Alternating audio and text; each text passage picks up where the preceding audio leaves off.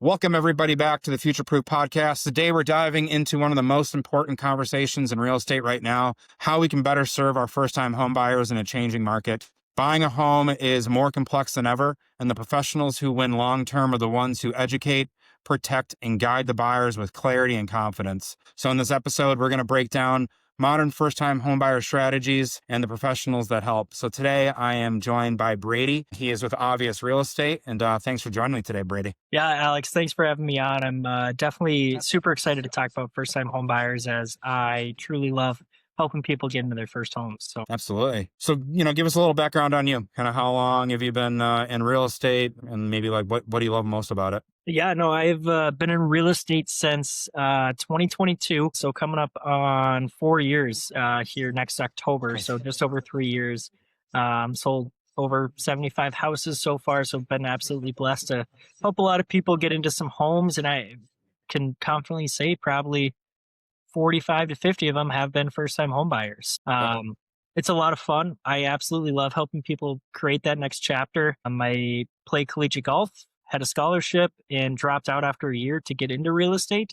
So I have quite a crazy story. And I think that's something I just lean on a lot is, I really care about the story that I get to create with my clients versus actually the sale in the commission check. So I'm just more of a genuine guy, wanting to help people and get them to that next chapter in their life. Obviously, yeah. Well, I can see that definitely on the growth, because I think me and you met really like right at the beginning of your real estate journey, and then the We growth did. that you've seen from there doesn't come from you focusing on a paycheck, man. It comes from you focusing on that client experience and really putting those buyers at the top front of that mind. So 100%.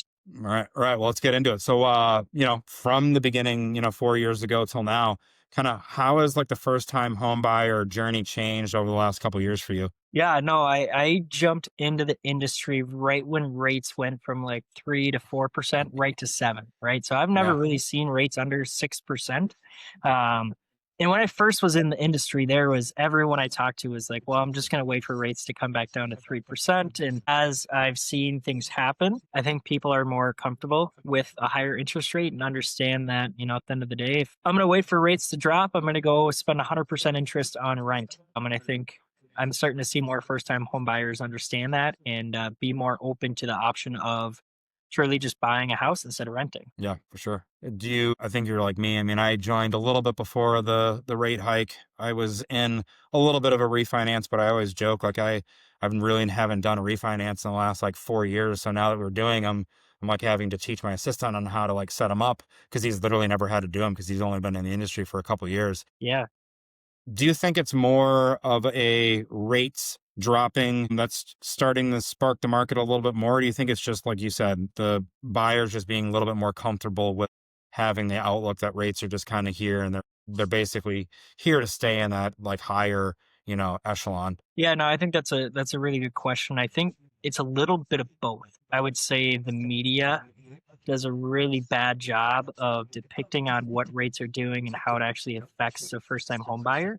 And I think a lot of people get their news from the headlines and TikTok and hearing, oh, you should buy a house, there's a crash coming. And I can tell you right now, I've had people that I talked to right when I first got in the industry that said they were going to wait for a real estate crash, and they're probably missing out on $20,000 to $30,000 in equity right now. Right. Yeah. So um, I think people got to understand that, hey, we don't know what's going to happen in the real estate market. Rates could jump up tomorrow. They could drop tomorrow. There could be a crash. But at the end of the day, even if you bought a house in '08 and you stayed there for 5 years, you weren't underwater on that property. That Yeah. property still gained value.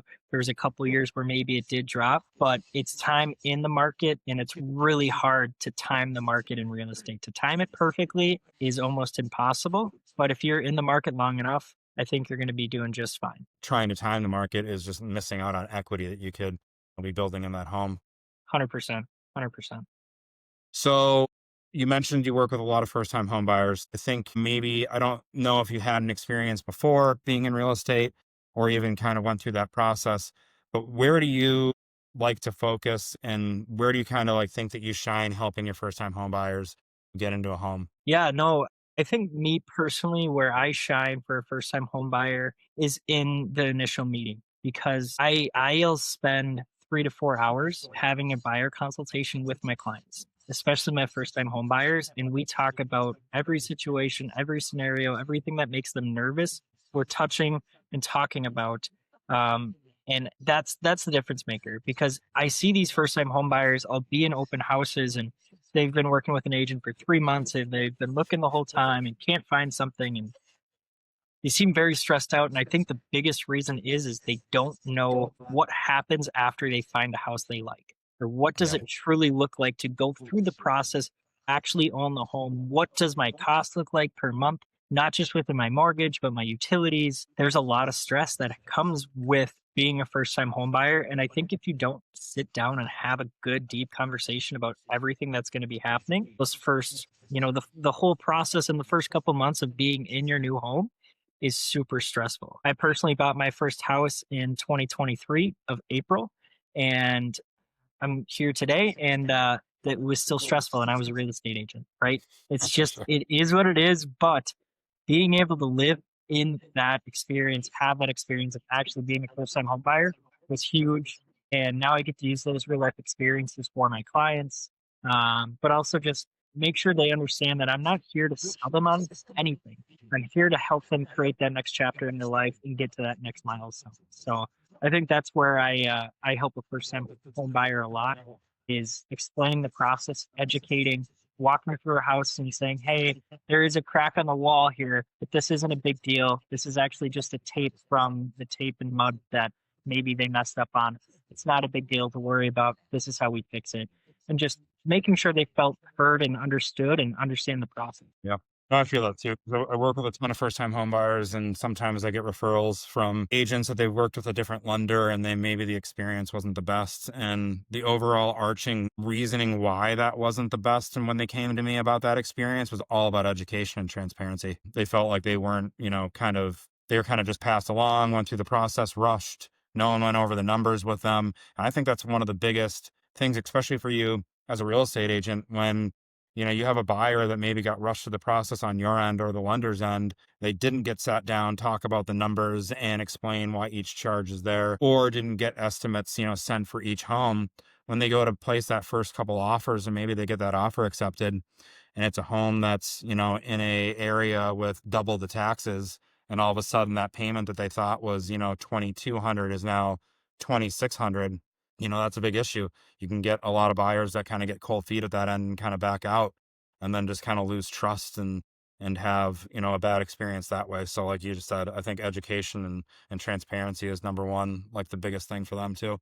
100%, and just be like a real person with them. I think there's a lot of agents that forget that they're humans too. And I think that's one thing that I really try to like make them understand. Like, hey, at the end of the day, we don't work together. That's fine, but I at least want to be your friend, or at least somebody that you can call and say, hey, I'm nervous about this, or I don't fully understand this. Like, that's the type of agent I want to be for you, Yeah. and that's just how I've grown my business. Absolutely. So I mean, you've been talking with a lot of, first time home buyers. Maybe they've came to you from a past relationship with another realtor. Maybe they haven't. Maybe you're the first stop. But either way, what is like one of the bigger mistakes that they might have made before coming to you? Or not mistakes, but maybe just something that they have in their mind that was, making like them feel uneasy about, buying a home. I think the biggest mistake I see first time homebuyers make is really focusing on list price and how much they can afford. I personally, when I'm talking with clients and I'm walking through houses, you're never going to hear me say, hey, yeah, this house is worth $325,000. That doesn't really matter. More times than not, you're not living there for 30 years. You're going to live there for 5 to 9 years, then you're going to sell. So the $350,000, it sounds like a lot of money, but in reality, I just talk about monthly payment because that's the number that matters most, right? So I talk with a first time home buyer and they're like, yep, I'm pre-approved at $350,000. So let's go find a house for that.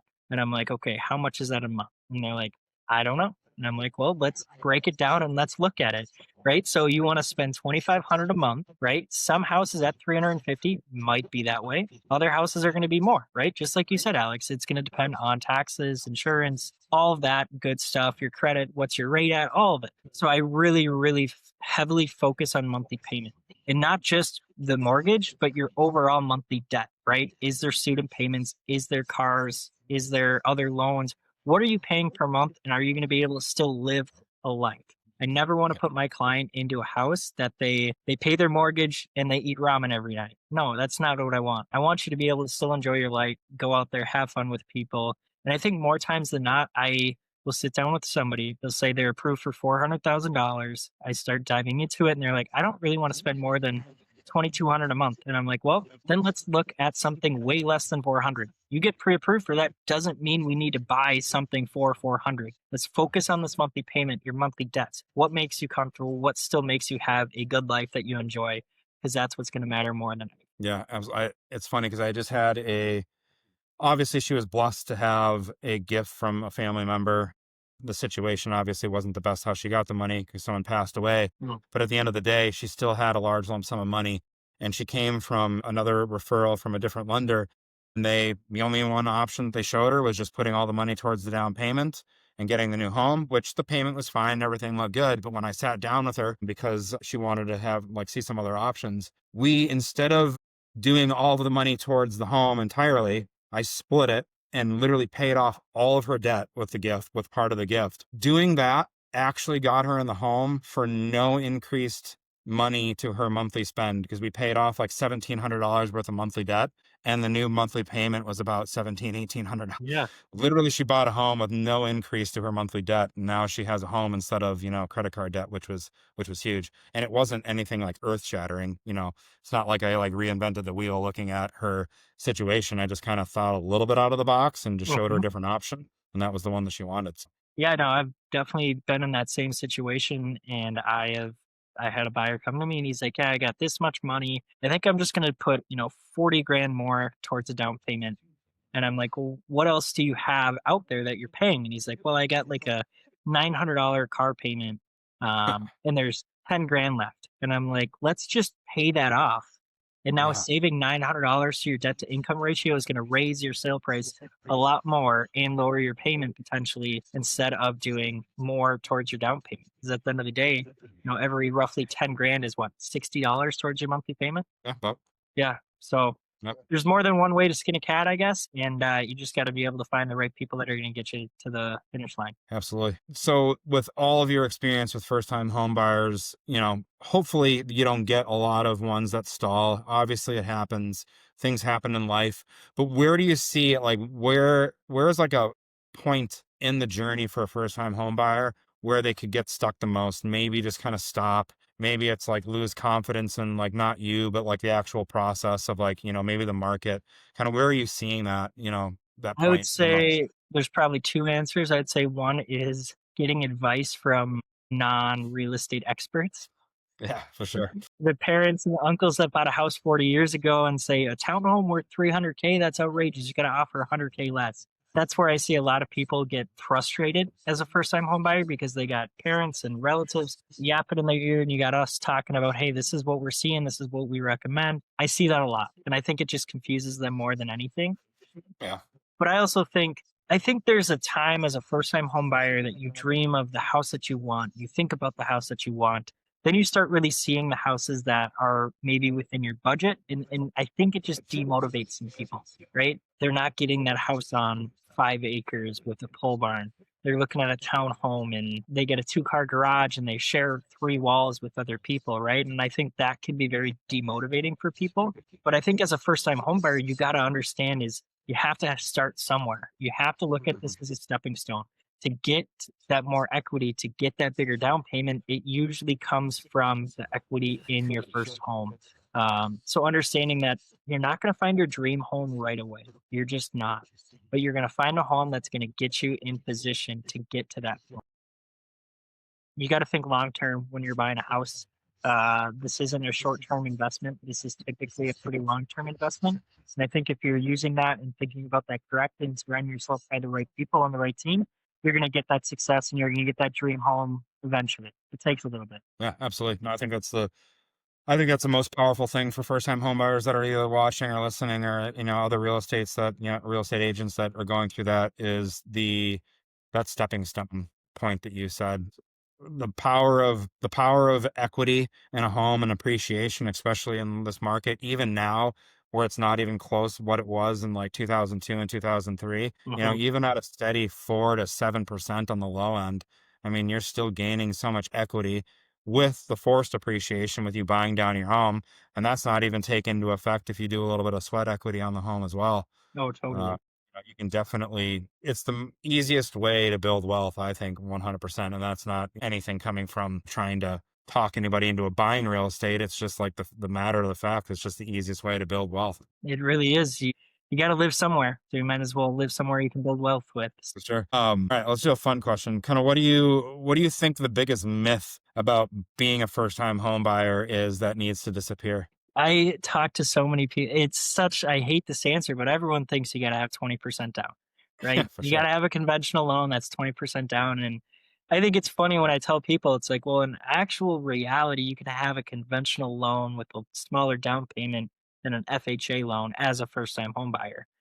And I think that Yeah. that confuses people. And I'm like, let's educate you. Let's talk about these and see what's going to be the best option for you. So I think people really think you need to have 30, 40 grand to buy a house. I've helped lots of people buy a house with $1,000. Yep. It's doable. It is possible. You just got to talk to the right people, understand where the money's coming from, how it all works. If you're going to use down payment assistance, if we're going to get the sellers to cover some closing costs, how is it going to work? Understanding that you don't need a crazy amount of money to buy a house. It's a really good point. I mean, $1,000 is like basically the minimum that you need with Exactly. MHFA. That's the guideline. You have to bring $1,000 of your own cash. Then you can get seller paid closing costs. I mean, obviously you can't sugarcoat it that, if you only have $1,000, there's going to be things and probably things that are going to come up that might cause an issue. Mhm. You can get around them if you have just a little patience with it, but it's definitely doable, especially using the Minnesota housing and then any other type of like county or city programs you can add to it. I think that's a really good option. The other thing you're going to want to have maybe a little more because you're going to have to get an inspection and A frame things like that. loan. But it's definitely doable. I agree, 100%. Yeah, I helped a first time home buyer this year buying Coon Rapids, and they had a $5,000 grant that they got Uh, just from Coon Rapids, right? So it's doable. You just got to find the right people and know the right people that know where the deals are. All right. So now for agents, maybe newer agents that are coming in, new, young, old, whatever it is, but maybe like a newer agent that's starting, wants to build a business like you have. Where can they really focus on building that trust with buyers, but also even just getting the at bats? Because, maybe someone's really good at the trust, side of things. Maybe they're transparent and they're great at that end of it, but maybe they just don't know where to get the, in front of people, kind of where advice from you. Where's the best way to kind of get at bats so they can help people? Yeah, for sure. And I would say I always say this to the new agents that I'm helping is you got to get people to know you, like you, and trust you. If you can do those three things,